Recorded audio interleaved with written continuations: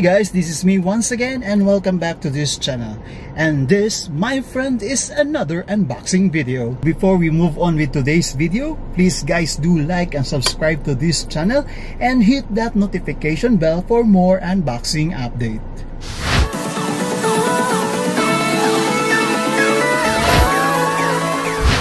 So kung mapapansin nyo, medyo special ang ating setup ngayon kasi nandito tayo sa loob ng sasakyan. It's because today we are gonna be unboxing one car essential. So bumili ako ng dashcam na gagamitin natin at i-install natin later dito sa sasakyan. So today, for today's episode, we are gonna be unboxing the Xiaomi dashcam. So ito yung nabili ko sa Amazon, na-deliver na siya. So join me as we unbox and set up this one, and later itatry natin siya sa daan. So this is the box, Amazon box. So open natin. Let's open the box.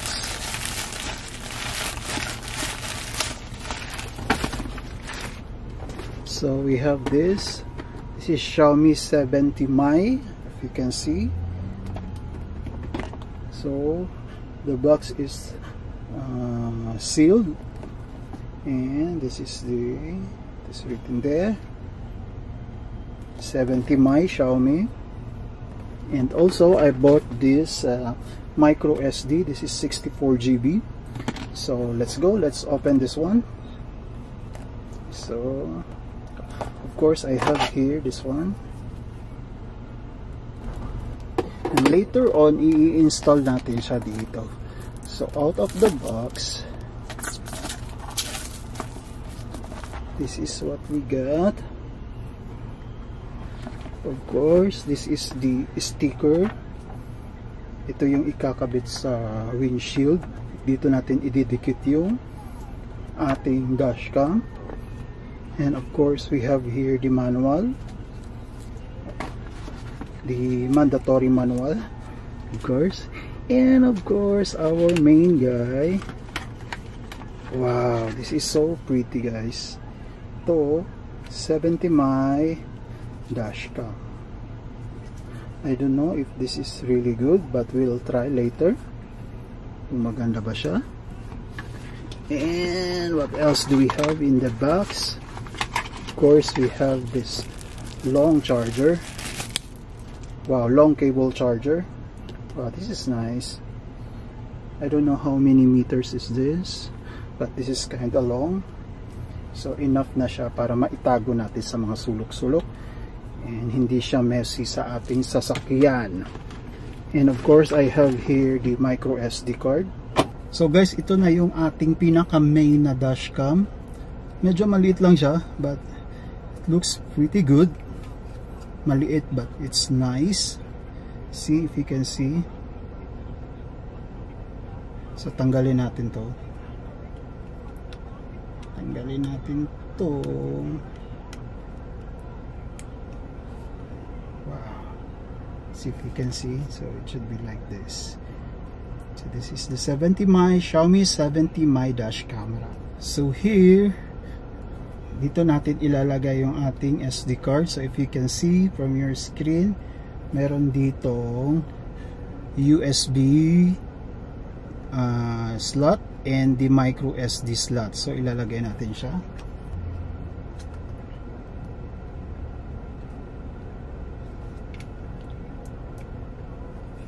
There you go. Our micro SD is inside. But before we can use this one, of course, we have to install from our mobile the Xiaomi 70mai application para ma-connect natin siya. So I have pre-downloaded the application. It's here, the 70mai. And when you open that one, it will ask you to sign in, of course. So in my case, I'll connect with my FB account.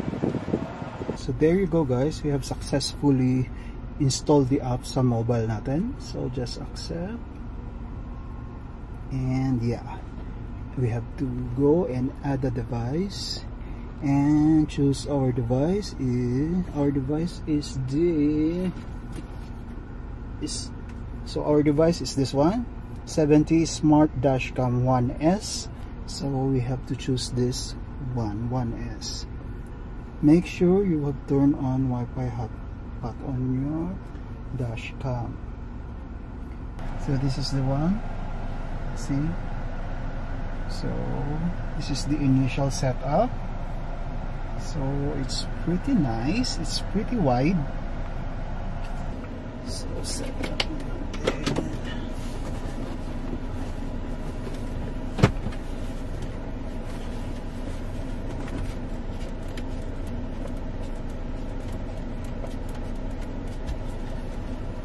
So this is the sticker.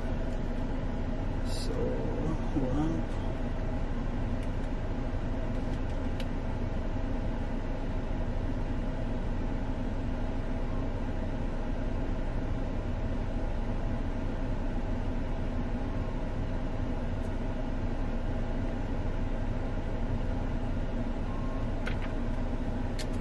So it should go here.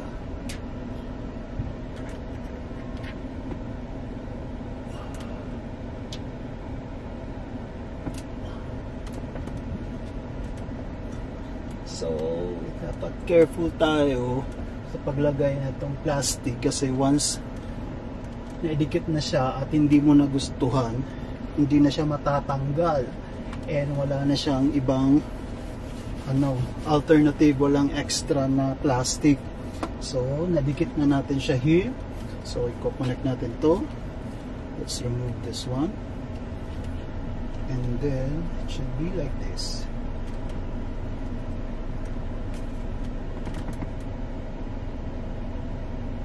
There you go. Perfect.